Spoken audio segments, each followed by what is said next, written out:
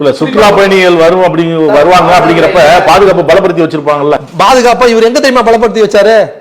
நாட்டோட பாதுகாப்பா எந்த இடத்துல பார்டர் செக்யூரிட்டி போர்ஸையோ பிஎஸ்எஃப்யோ இல்ல இந்தோ திபெத்தியன் பார்டர் செக்யூரிட்டி போர்ஸையோ இல்ல இருக்கக்கூடிய எல்லை பாதுகாப்பு படை இந்த மாதிரி ஆர்மியெல்லாம் எங்க கொண்டு போய் பண்ணார் தெரியுமா? இவருடைய நண்பர் அதானிக்கு பாகிஸ்தான் பார்டர் பக்கத்துல கிட்டத்தட்ட 76,000 ஏக்கருக்கு மேல சூரிய ஒளி பார்க்க அமைக்கிறதுக்கு அரசு நிலத்தை தூக்கி கொடுத்தார்ல, எல்லா விதிமுறைகளையும் தளர்த்தி கொடுத்தால அங்க கொண்டு போய் இன்க்ரீஸ் பண்ணி வச்சிருக்காரு இருக்கிற போர்ஸ் எல்லாம். எவ்வளவு பெரிய முட்டாள்தனம்! நாட்டோட பார்டருக்கு 10 கிலோமீட்டருக்குள்ள எந்த ஒரு திட்டங்களும் வரக்கூடாதுன்றது சட்டம் இருக்கு.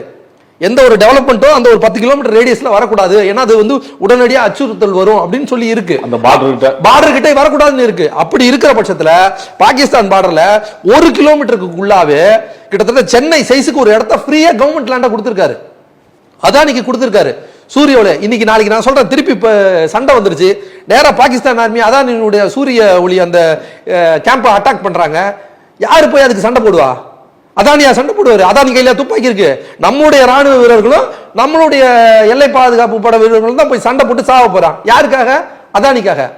இப்படி ஒரு திட்டத்தை அந்த இடத்துல கொண்டு போய் வச்சு நாட்டோட இதை கேள்விக்குறியாக்குனது யாரு? மோடி. எங்க நடக்கும் இந்த அநியாயம்? இதை கேட்கறதுக்கு ஆளே இல்லையா?